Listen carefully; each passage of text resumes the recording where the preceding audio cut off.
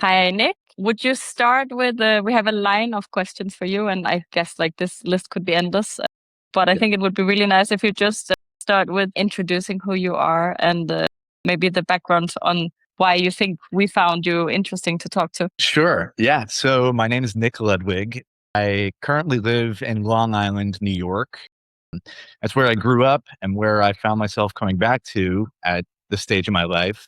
Lived in New York City for about 11 or 12 years. And I'm 39 right now. When I was 36, I discovered that I'm a donor conceived person. And the way that I found out was it happened to be my 36th birthday in January of 2023. And my two younger siblings bought me a 23andMe testing kit as a birthday gift. And when my parents found out that that's what my siblings were planning on giving me, they kind of froze up and realized that there was a big moment that was about to unfold. And they essentially sat me down to have a conversation before this gift was given to me to inform me that, hey, you have a gift that was meant for you. And before you receive it, we need to tell you that it's a 23andMe testing kit. And if you take the test, there's a chance for some surprising results. So it's me, my mom, my dad having this conversation at their kitchen table. And I'm just kind of in shock. Like it was the plot twist of all plot twists for me.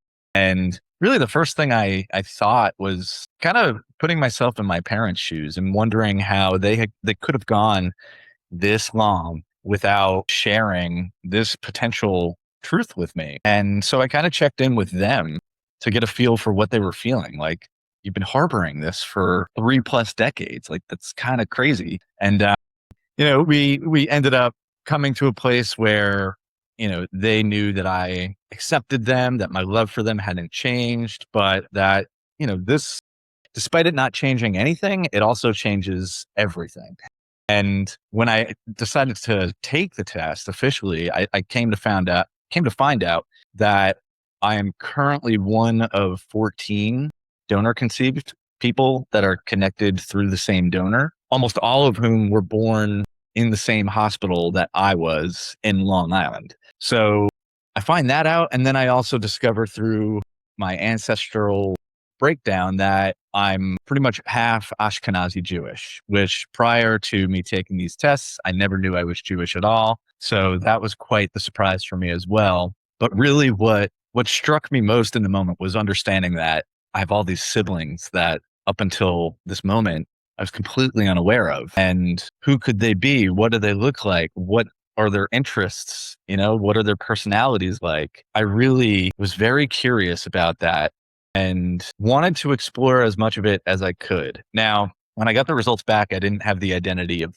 the donor, but I would pretty quickly come to find out who he is. About an hour after the results came through, one of the half sisters messaged me on 23andMe to say, hey, I know you probably just received a lot of information right now. If and when you're ready, I have more information that I can share with you. So I got most of the information I needed up front. I was able to identify the donor. There was an email that he wrote to one of the half sisters explaining our medical history and our family history, not in great detail, but enough for me to feel like I had what I needed. That said, there was plenty more that I wanted and still want, but in terms of the necessities in those early moments, and really up until today, I felt like I had enough to suffice, what I felt was really essential for me to know. I know I'm going on a little bit here, but I'll add that eventually, and we can dive more deep into this as the conversation continues, but eventually I met up with the half siblings, some of them, at least the ones that were interested in meeting. I eventually wrote a book about my experience titled Inconceivably Connected, a true story of shocking DNA results and chasing the unknown. And then eventually I launched a podcast that is also titled the Inconceivably Connected podcast, which essentially has me interviewing other donor conceived people and creating a space for them to share their own stories of how they found out they were donor conceived and what that's meant for them. So, all of this, 3 years ago was not even close to being on my radar. I never expected to be in this position where I'm hosting a podcast, having written a book, talking to you guys now, but I like to roll with the punches and here we are. So hopefully that gives you a quick summary, at least, of why I'm in this position right now. Yeah, no, thank you so much for, I mean, I have so many questions, but I'm gonna try to stick with the predefined questions. But one thing I find really interesting listening to all the episodes, like a recurring theme, I think, is before people knew that they were donor conceived, this was nothing in your life. And then what you tell us now, you wrote a book, you have a podcast, it becomes such a big part of your life, actually, Yeah. because it's such a fundamental revelation or change of perception of yourself or something, right? It's very interesting, I think. Yeah. Yeah. I think for many of us, when we find this out, because it comes out of left field so much, it's never something that we ever even thought possible, but it is all of a sudden. It it for me at least, it put me in a position where I was like, not only do I have to talk about this, but like I almost can't shut up about it. Like, you know, it's the kind of thing where it's so unbelievable that in order to make it feel real, I need to like create those grooves almost through conversation and writing and talking about it all. And the more I do that, the more normal it feels. And that's kind of what I'm aiming for, is to reach a point where something that was so abnormal in the beginning, like so strange and unusual, now feels natural. And to me, the way to reach that point was by being open and by expressing myself in multiple ways about what this experience has meant to me. It's I would say that 2 years ago, when before I started working with this, I knew this existed. I knew single moms or same-sex couples who had children this way. I don't think I realized how normal it was for heterosexual couples to also conceive in this way, because it is a little bit taboo or it's stigmatized. I don't know. People don't talk so much about it. And the same when you know the amount or like the scale of this, the amount of men who actually donate, I can't see that in 2026, why it's not talked about more. Why is it not something like, we probably all know a few men who have donated, but it's just not something that you bring up in conversation, right? Right. I think it's super. Also, it's interesting when I listen to your podcast, it's always the siblings. Someone is taking the lead, welcoming a new donor sibling into the pod, Yep. taking the lead on contacting the donor and so on. It's rarely the donor who is taking the lead and has already done the DNA test. And when he sees someone pop up, it's like, but that's some of the things, because we are very much taking the donor and the future parent perspective, but we would like to bring in the DCP perspective into our work in Y Factor. So I'm gonna go through some of the questions we have prepared now. Sure. So with the almost 60 episodes that you have now released, and you've probably talked to more people also, there are so many unique stories. Can you tell us the thing that has surprised you the most? You know, I can't single out any one particular thing that has surprised me the most, but I will say it's really the range of types of experiences that people have with this that I'm just, yeah, I'm always shocked by. I think this is the reason why the subject matter in general is so compelling, is because every single guest that comes on, I don't know if their story is going to be one that has changed their life for the better or one that has made their lives, way more challenging. I've talked to people who, everything makes sense after they discover that they're donor conceived, and it opens up new doors for them, and it creates all of these new connections that they didn't have before, and they're really excited, and it's a happy story. But on the flip side of that, we also have too many people where the positions they're put in force them into a place where they feel like their whole world has shattered, and that can come in a number of ways. It could come in the form of their family falling apart and connections to the people that they've been closest to, being harmed and disintegrating, and their sense of identity can, fall to pieces over something like this. And there's so many different factors that contribute towards what kind of response donor conceived people have, that it always leaves me in awe, because I truly never know what I'm getting into every time I talk to a guest. And that not only surprises me, but that's a big part of what keeps me going, because I'm 60 episodes into this, and sure, there's overlap in a number of different areas throughout all the stories, but no two stories are truly alike. There's always a uniqueness to each of them. And when you have a subject matter that offers that, I feel like there's always going to be a reason to listen in because you're always going to be hearing something new. There's always going to be something different that you can learn from. And that goes for everybody involved, not just the listeners of the episodes, but for me as the host and even for the guests themselves, where they might reach a point in their storytelling where they say something out loud that they've never even thought of before. But because this space now exists, occasionally they'll feel comfortable enough to go to a place where they're now being a little bit more vulnerable than they normally would have been. So yeah, I think the element of surprise is really what's most surprising to me, is that I don't know what I'm about to walk into every time I sit down with a guest. And that's, like I said, that's part of what keeps me going. Yeah. I think also what is very nice is that you manage to kind of grasp a lot of the nuances. As you said, no two stories are alike. And when you talk to so many different people, it kind of puts more and more color into the picture, if we can say it like that. Yeah, because we've also had it's very hard to generalize and say this is the best way or this is the best way. I think it's so individual. Many different things can work. And I like that you often end your episodes with like, what is one of the positive things that have kind of helped you or like something that you do? I like that because you're kind of also sharing tips for other people that they can turn it into something more positive potentially, at least trying to give them some tools on like how to handle it in a good way.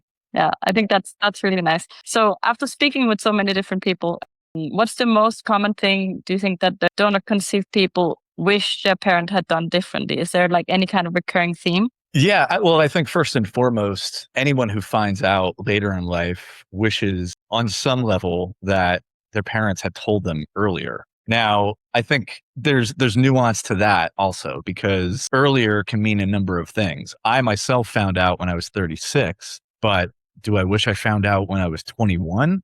I don't think so. Like, I don't think that would have been the appropriate time.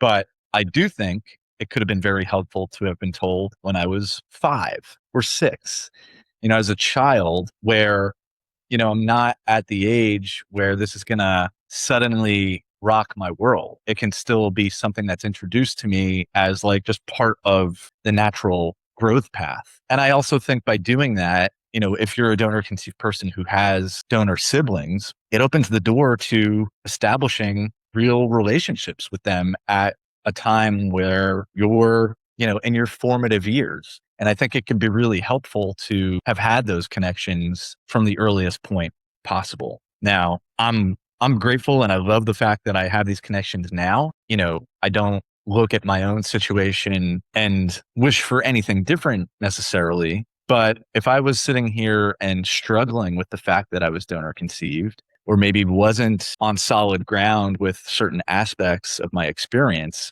I very well could say, it would have been really helpful to have these connections as a child. And I think that's something that recipient parents, at least when I was born, overlooked and maybe sort of discounted. Like, you know, we are your family, nothing else matters. And that's just not really how it works. I think DNA and the people who share your DNA, it tells so much of your story by knowing more about all of that.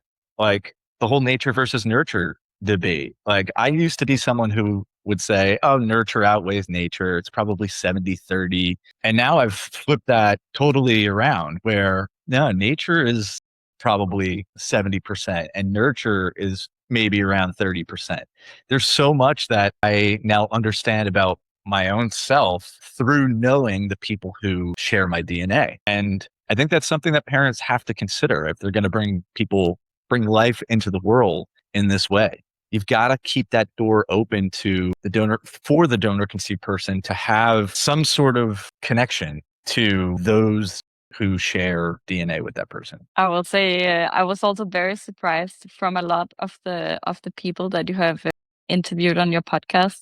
How many have chosen, different fields for their jobs and so on. Like that's something that I would always have thought would have been not nature, but that's really surprising to me. Yeah, I've heard that a number of times where, there could be a dozen siblings who had never met each other before, but they all work in healthcare, or they all are creative types working in music. And there's definitely something to that. Like, you would want to know, or at least I would want to know, where that comes from. And it just informs us better. And to be deprived of that isn't helpful to anybody. So you got to open those doors and let them stay open as long as, those who share DNA with us are willing to have that bond and form a relationship. Like, we're just asking for the opportunity, right? Like, I myself, it's like, I just want the chance to make a connection with these people. Whether it actually evolves into anything more is not really the point,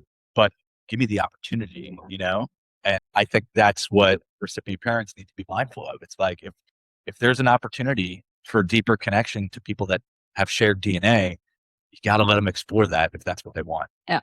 I think we do our best to also promote transparency and openness. And I think that's also why you can't really say ethics, because everyone has a different perception. But we feel that the more considering choice is to actually go with a private donor that you meet in person and so on, because because you probably inherit more than you think from the donor, but also so that you kind of have that connection and vet the person on a more like personal level compared to just a profile in a catalog. So on the opposite side of the scale, if the thing that they should focus on is transparency and building connections, are there any kind of choices or behaviors that the people speak positively of? So something that they really appreciate from all the people you talk to. So we have probably transparency is when we wish that they would have done it differently. It's also something positive.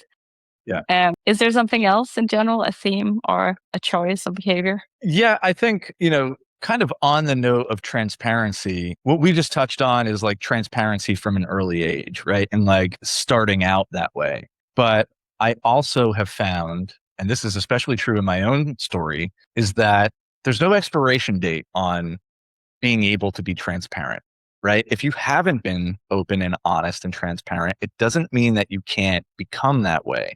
And it doesn't mean that there's no value in becoming that way if you haven't been that way already. And what I mean by that is, like, my own parents kept this truth to themselves for the first 36 years of my life. But when the truth came to light and now all of a sudden it was exposed, they owned it and they became more open and honest about everything that had gone on in the past. And when parents do that, for me at least, I am able to respect very deeply those who choose to come clean with it all, because it shows that you're willing to change. You're willing to adapt from, doing a thing one way for decades, and now all of a sudden you've got to go a different direction, and you're not trying to push against that. You're not trying to deny it and, suppress. You are shifting into something new. And I think that's really important for donor conceived people, is to have that acknowledgement from their parents that, hey, maybe we messed up by not telling you about this earlier or at all. But now the truth is here, and now we can talk about it. And now we are available to you if you have questions, which I'm sure you do, like, there's so much value in that. And I think it gives the relationship between the donor conceived person and the parents who raised them a chance to not only heal, but to grow back stronger. And I just think that's vital, because if recipient parents go the other route and they say, we loved you so much, and, this is what we had to do, and you can't tell anybody about this. Like, this is our secret. This is, like, don't do that, because that's going to create more friction. It's going to create more resentment. It's going to make communication more challenging. And I've come across guests who, when they get their test results back and the truth is there, like, DNA doesn't lie, they get their test results back, and the parents who raised them continue to just act as if it's either no big deal or outright deny it. And that's just not like, you're not doing anyone any favors if you're the parent in that situation by doing that. You like it almost becomes even more harmful to the donor conceived person And to the relation, right? Yeah. Because I think Yeah. secrets that's in all relations in life, right? Secrets, they hamper the trust. They kind of pick apart the trust that you then need to rebuild. Yeah. But if you continue with that, then you also promote secrets the other way. Like if the DCP doesn't feel comfortable talking about new sibling connections and so on, then suddenly there are secrets both ways, and it's just it's harmful for the relation. Yeah. So positive things are basically embracing it once it's out, reveal it as early as possible, and embrace it once it's out. Like don't try to deny it or neglect talking about it, basically. Yeah. And I think just building on the embracing it once it's out point, something that I hear very often from donor conceived people is that they are so thankful for the new sibling relationships that they've built. And kind of touching on like the points I was making earlier, I think a lot of that has to do with the fact that it informs us who we are on a deeper level by having those connections. And it's really, it's entirely additive, right? It doesn't detract or remove from what already exists. And what I mean by that is like, I think some families have this fear that, now that you have new quote unquote family, is that going to take away from our relationship that's already been here? And I haven't come across a single case where that has happened. It's only enriched and enlivened and added to the donor conceived person's life. And it really is the common denominator when I ask, like, what are some of the biggest positives that you've gotten out of this experience? Almost every time the donor conceived person says, my new sibling connections. And I would also echo that. Like, I think it's so cool that I have all of these people who I am forever connected to that share the wildest and craziest story of my life. So even the ones I haven't spoken to, like the fact that I'm connected to them has meaning. And I think most of us in the donor conceived community feel that way. Yeah. I also get a sense from the podcast that one thing is with your DCP siblings, but even between, like there's such a community feeling, I feel, between DCPs also from different donors. Just the fact that you share that kind of element of your coming to life. Yeah. Well, I think you're 100% right. And I think it's because this is a lived experience that is pretty much unfathomable for the vast majority of people out there. I don't think there could be a bigger surprise in most cases for most people. And for the donor conceived people, it's not a large population of people in this group. When you think about the overall population of the world, I think there's more of us than we realize. There definitely is.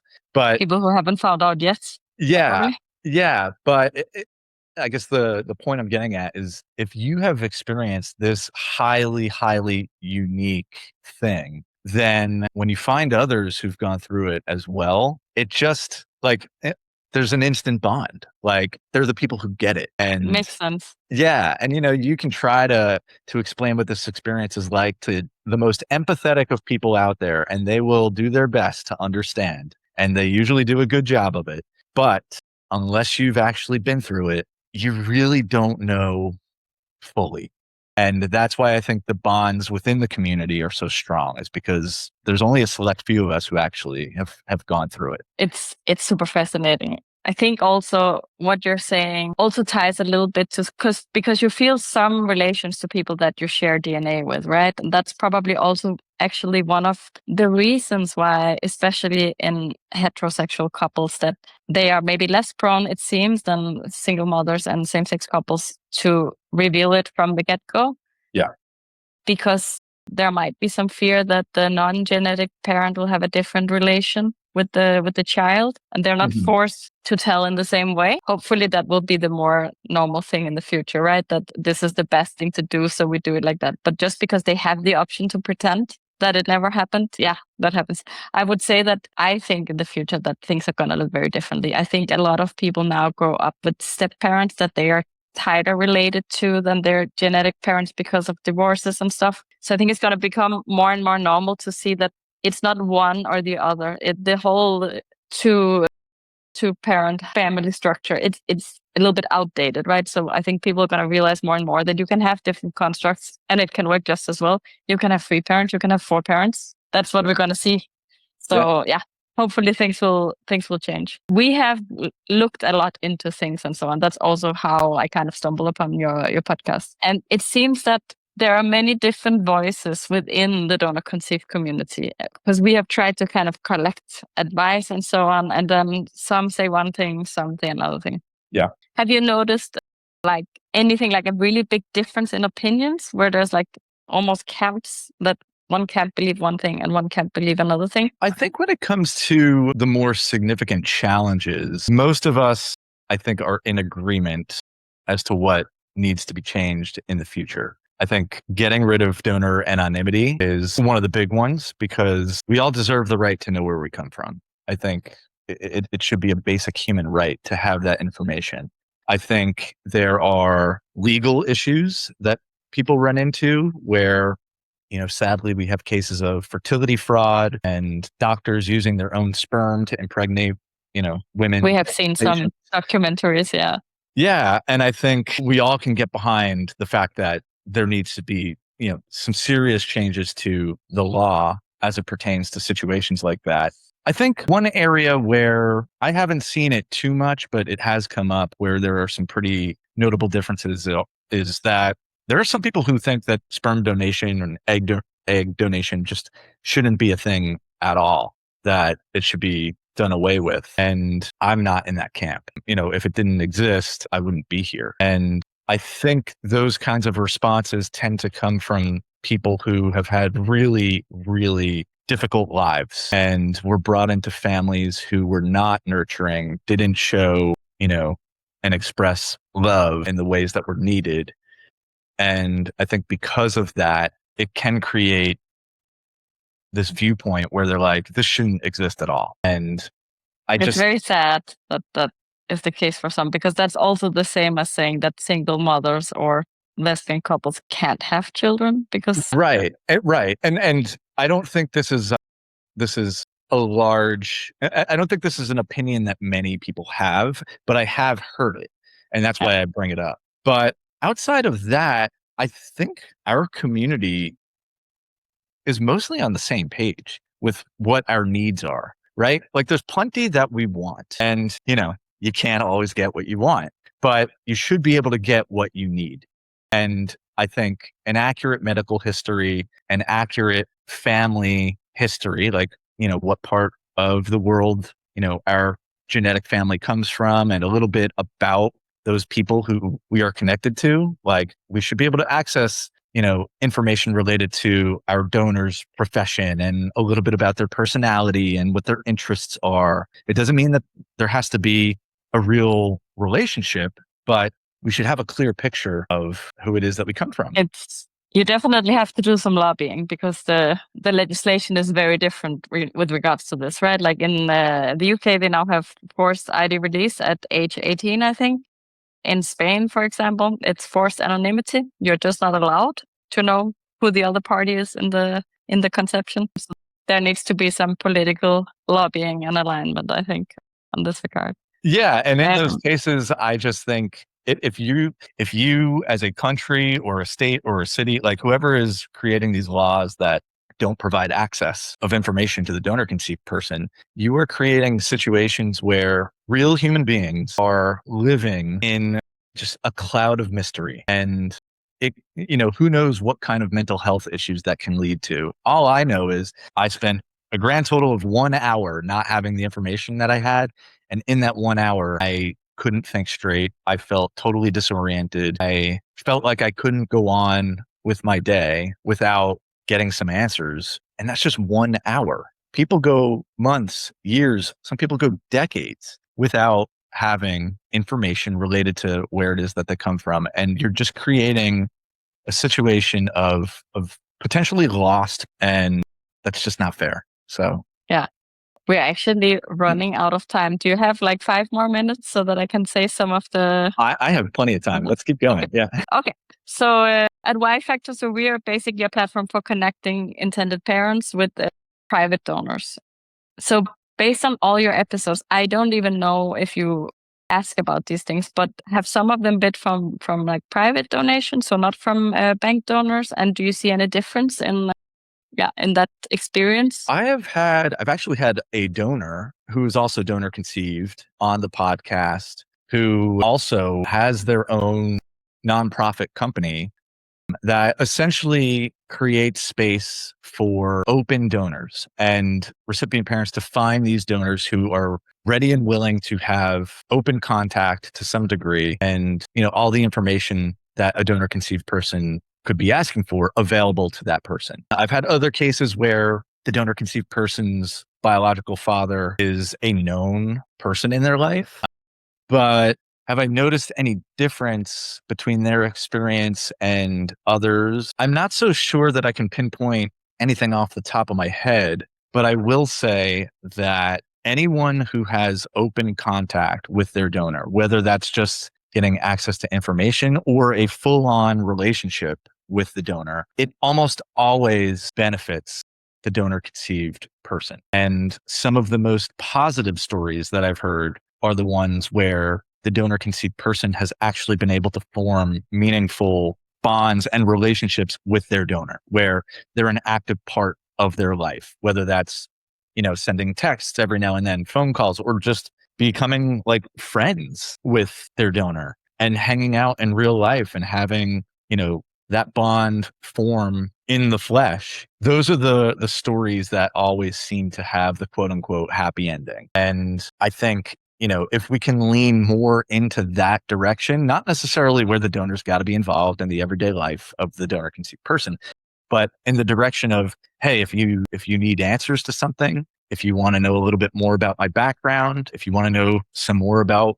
my own family or extended family, if that information's available, it's all the better. I think, if we want to go on a path towards donor conception that works for everyone, we can start addressing things like that: access, availability, and openness and honesty. And the donor's a big part of that. But like we touched on before, it's really everybody that's got to be on that page. The recipient parents need to adopt that mindset as well. So yeah, that's what I would say. Yeah. I think it's a good bridge to the next. It's actually two questions, but I'm going to bundle them. So that's basically what questions do you think that intended parents and private sperm donors respectively need to consider before moving forward with like sperm donation, in order to kind of make sure that they take care of the well-being of the future DCP?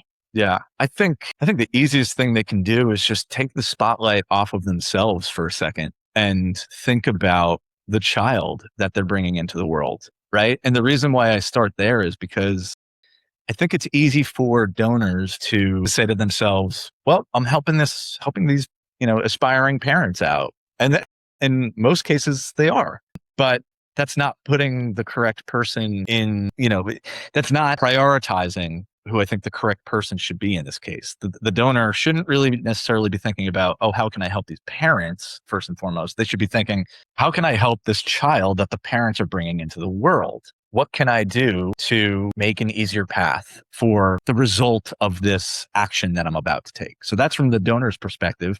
And then from the parents' perspective, it's, they get all wrapped up in the idea that, oh, we're going to become a mom and dad. Like, this is so exciting. And it is. But think about the consequence of the action that you're taking. You're bringing a child into the world who is coming into the world through non-traditional methods and doesn't have that genetic bond to one or sometimes both of the parents who are raising them. So instead of celebrating how, oh, we're finally a mom and dad, like, you can do that, but like, let's also prioritize the needs of the result of all of this. And what the parents can do is create an environment and a space that is open and honest and free, of all secrets. Like, there's nothing to hide around this. And I think that's part of the issue here, is that this subject matter in general, at least back in the 80s and 90s, and to an extent today as well, is a taboo subject matter. And we need to normalize talking about this so that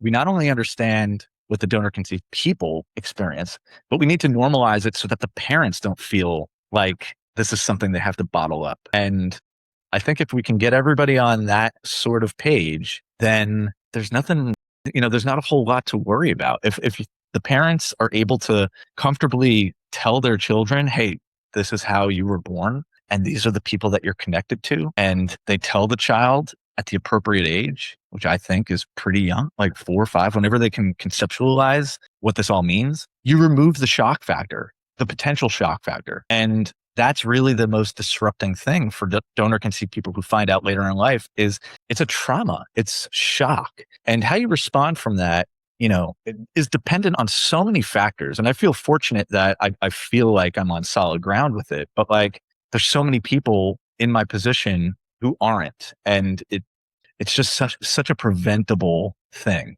that if we only took a few simple steps starting at an early age, we can normalize this and make it just another part of their story. So hopefully that answers the question. Yeah. It was very good. I think also there's more and more research coming out that hasn't been in the past, right? So hopefully we can kind of arrive at some shared perception of best practices that is also shared among different cultures and so on. I would be very interested if you at some point have because we have been trying to analyze like how it works in different countries and so on. And we can see, especially in Asia, it's very different. It's a lot more taboo. So even though we say it's taboo in the Western world, I think it's a lot more taboo in Asia. So that would be interesting to hear if you find any people to talk to over there. Yeah. And real quick on the note of just taboo subject matters, I think, when it comes to things that we mark with that label, it often means that we're not willing to talk about it, which means that we're suppressing and we're pushing things down that maybe we carry within us. We're pushing it down below the surface. And I have not studied any of this at all, but just from an energetic perspective, like what does that do to someone when they are not allowing the truth to come out and float freely and, be out in the open? If we're holding on to these things, what is that doing to our health? What is that doing to our mental state of mind? How is that guiding the way we live our lives? I don't know, but I suspect there's a correlation there. And if we are continuing to avoid these taboo subject matters, we need to understand that there could very well be an effect on our health if we're doing that. So I don't know if I have much else to add on that note, but I think it's just something to think about that, like, if we're avoiding talking about the harder truths of life, what's that doing to us? Like, it certainly can't make life that much easier. You're just kicking the can down the road. You're avoiding reality. And yeah, I just, that's not how I choose to live my life. And I can't imagine, I can't imagine what it's like for those who do choose to live that way. It feels so foreign to me. Things that you cannot talk about, it a little bit indicates that you're embarrassed about it. And you keep it a secret, and that kind of helps with the whole stigmatization of things, right? Like if your parents don't want you to talk about it because they are embarrassed about it, indirectly they are embarrassed not about you, but the way that you came to life, and then it kind of builds on to that. The whole thing is something that we are not helping, at least with normalizing it that way. Where if it becomes normal, and every, I don't know, 5th person you meet or 6th person you meet is conceived in this way, then it's just normal. It's just another way to be. I think so. My mom is adopted, and that's quite normalized now. Back in the day, that was also a bit more taboo. But now it's just a part of my identity. Yeah, so my mom is adopted. I'm from Denmark, but she's from Asia somewhere. I did a DNA test as well to try to figure out more. But that's just a part of my identity because it's something that everyone knows. Okay. But when you hear that, okay, I'm donor conceived, a lot of people don't even know what it means, right? Because it's not talked about.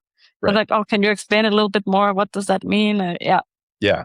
And I do agree what you said. Like, I think it's the whole not talking about it could be rooted in embarrassment. I think on a more general note, it's some level of insecurity. And, what is life all about? I think in a lot of ways, it's how do we conquer our insecurities? How do we overcome them? How do we beat them? Like that's how you grow. And I think that is a fundamental part of the human experience. It's figuring out how can we grow? How can we be better? How can we become more empowered? And it's by facing the insecurity, right? Like you're not going to conquer it just by ignoring it or shying away from it. You have to come face to face with it. And until you do, you're going to be stuck in a lot of ways. But once you do, and once you face your fear, and once you look it in the eye and say, I'm not afraid of you anymore, that's when you unlock the next level and grow into something bigger. And I just think there's so many ways that experiencing the donor conceived experience is connected to the whole process of evolution and becoming a more evolved person. So today you have both grown your DNA connections and you feel you have achieved some kind of personal growth as well. So overall, today, would you say that you're actually really happy that you're like now that's a side of you that you appreciate? absolutely. Absolutely. I mean, like I mentioned earlier, like 3 years ago, none of this was on my radar.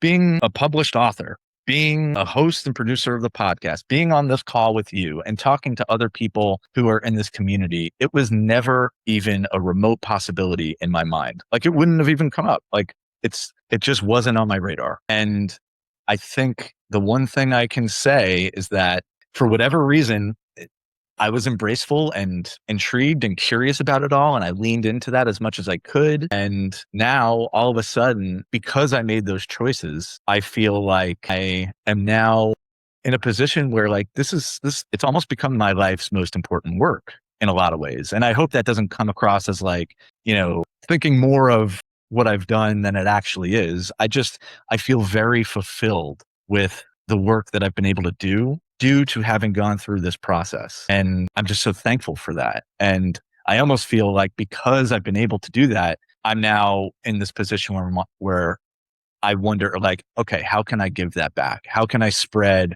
that to others who've gone through the same thing that I have? And that's really how the podcast was born.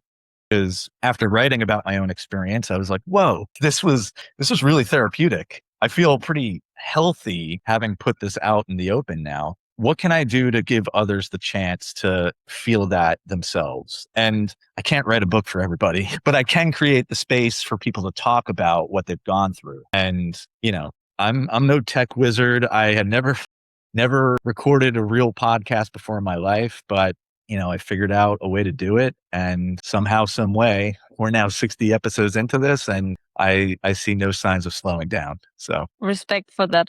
I tried to start a podcast once. I think I did 3 episodes and then I got really sick of the editing. It takes forever. yeah, it does. It's a lot of work, but it's a labor of love. And I think there's a number of things that keep me going, but I do think for many of the guests that I speak with, there's a distinct like before and after visual that I get where a lot of the guests who come on, some of them, they've never really spoken openly about what they've gone through until they're face to face with me. And I can see that they're a little bit nervous and, have a lot of extra questions at the beginning. And by the end of it, it's like a weight's off their chest. And I can see there's like a glow that's in their face.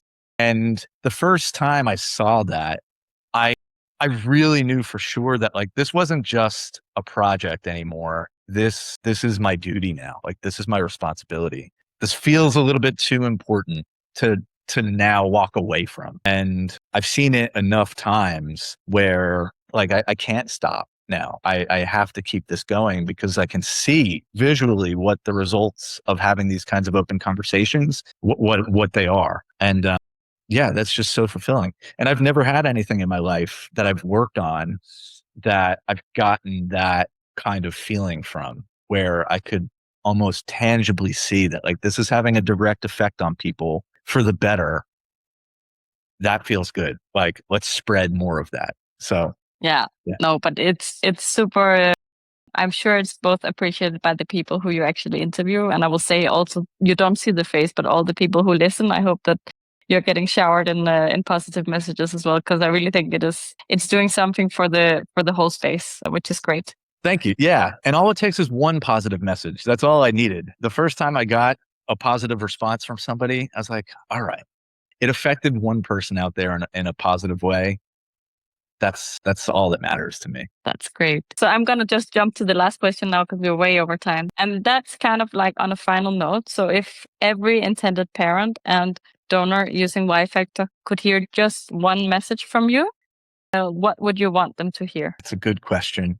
and I'm trying to think of something that is not a reiteration of what I already said, but I think I have to double down on the just being open. And I think you can extend that advice to really all of life, right? Like you don't have to just be open about the donor conceived experience and how you brought this person into the world and what it took to create life, but just be open in general. Go out and explore. See what the world has to offer. Say yes before you say no. Like one of my best friends, he has a line where he says something like, always have a bias toward action. Like lean towards exploration. If you're the donor conceived person in this case, lean toward exploration because there's so many rewards that are potentially out there by having gone through this experience. And for the donor and the recipient parent, be open to the fact that your donor conceived child could very well want to take that route of wanting to explore,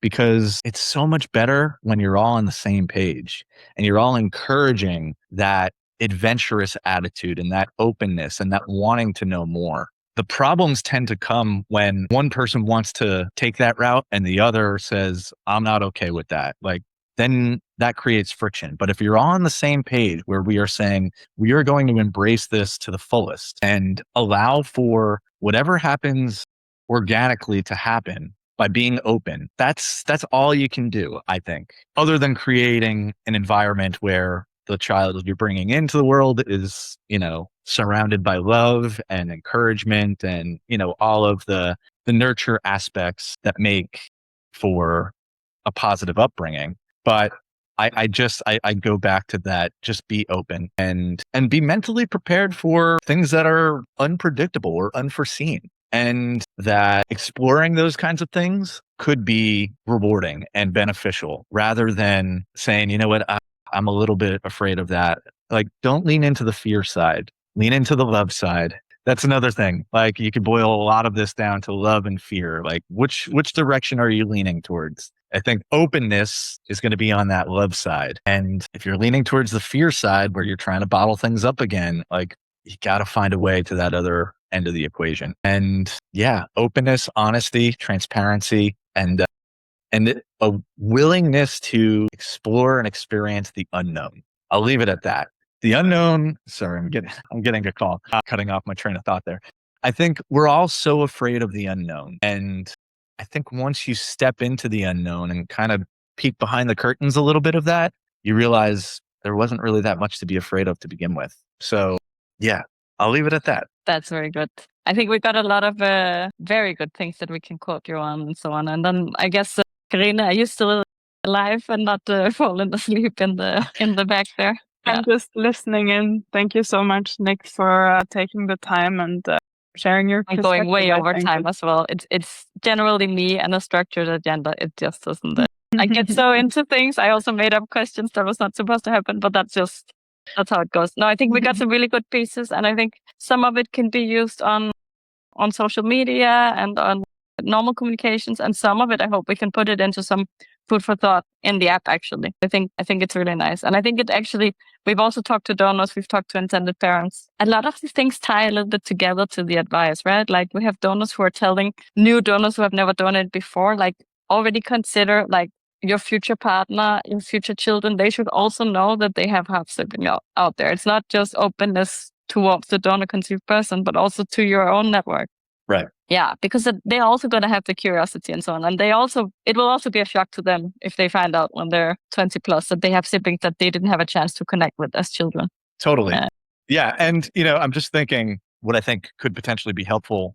I think you mentioned it earlier. I don't know what episode it was. It's one of the recent ones where the donor is on the episode with the two. Yeah.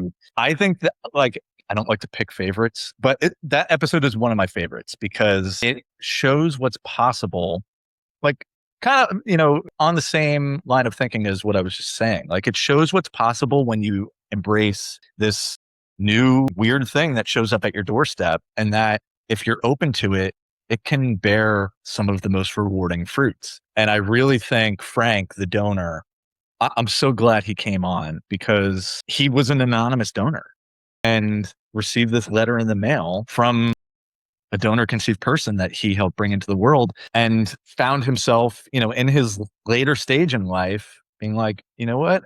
I'm going to see what this is all about. And he's so thankful for that, as are the donor conceived people. And I just think that is exemplary of like what's possible with this whole way of being created. And the last thing I'll say, unrelated to that, is thank you for going with the flow with me conversationally. I know I can kind of go off on tangents sometimes, and I know we went way over time.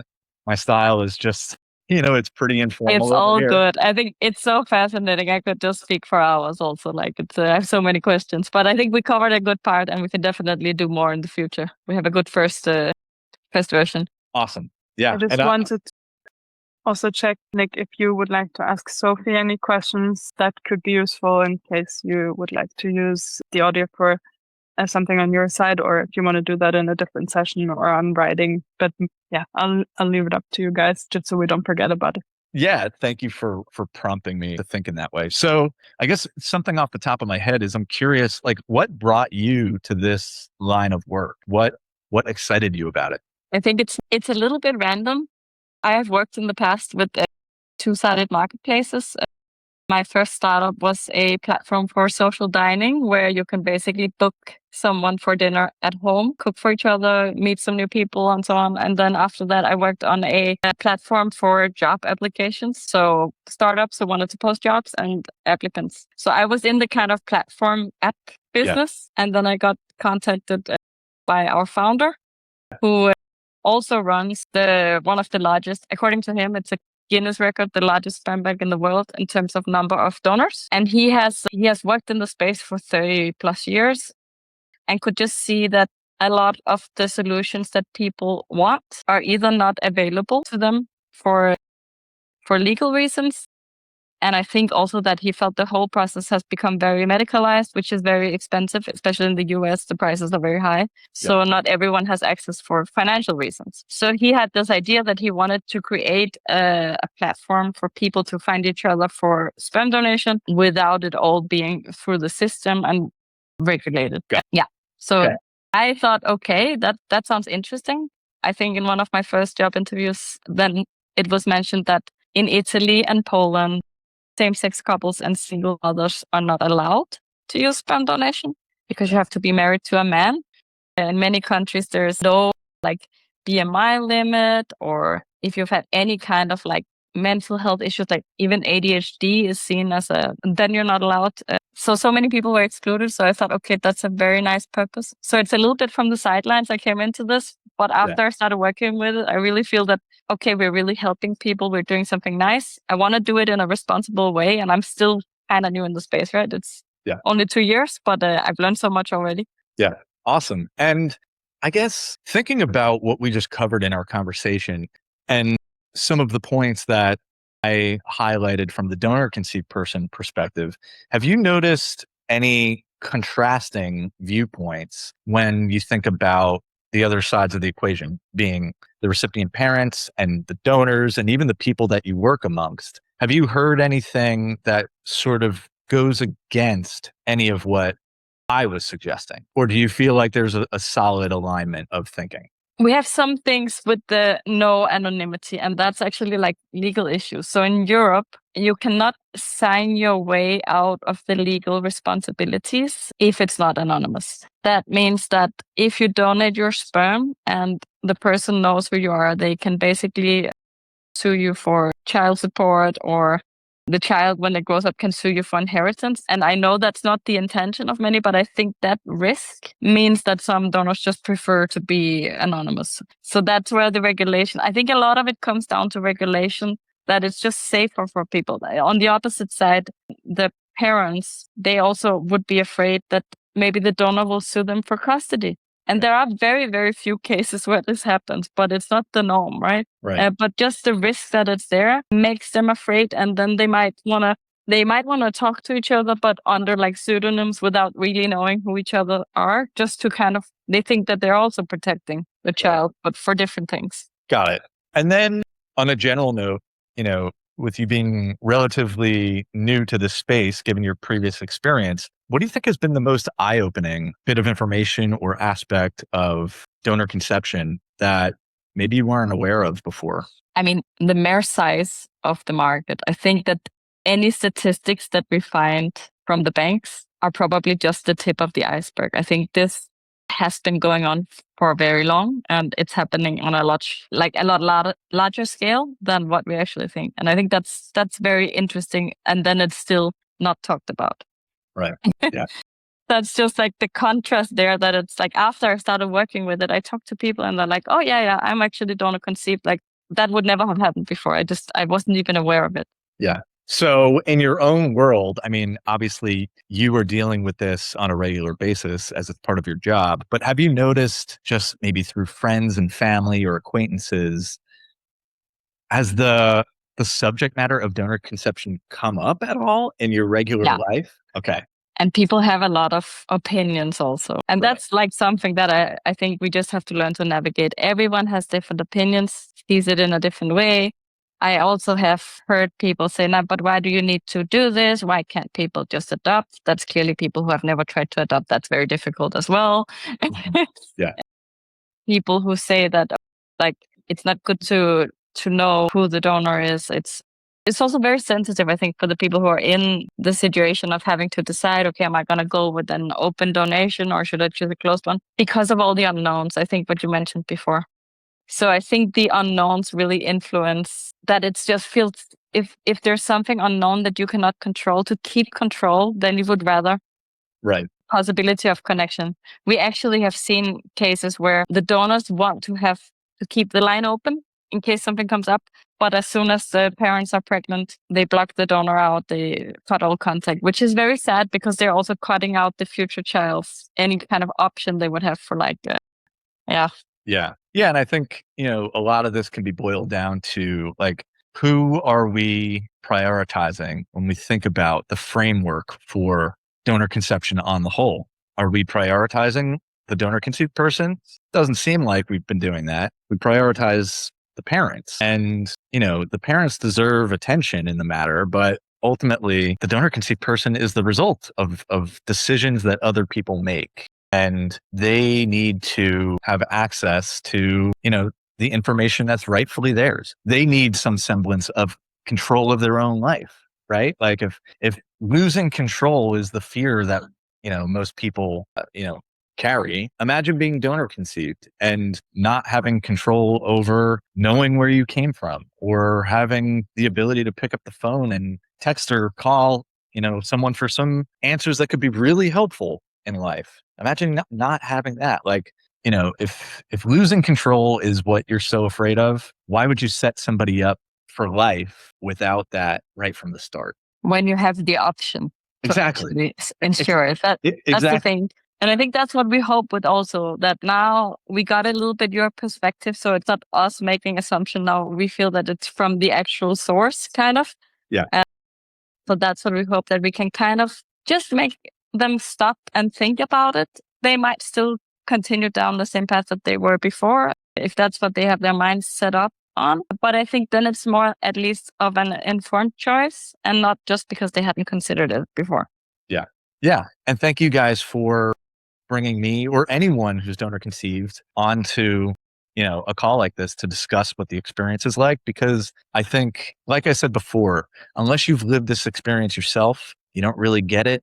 But that doesn't mean that we can't cultivate empathy together and allow for those who are linked to this experience, but not the subject of it.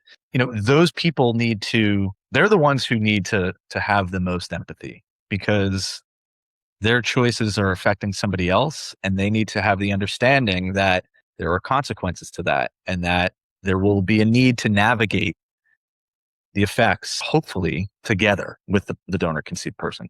So anyway, do I have any other questions? I think we covered a lot here, a lot of good stuff. We did.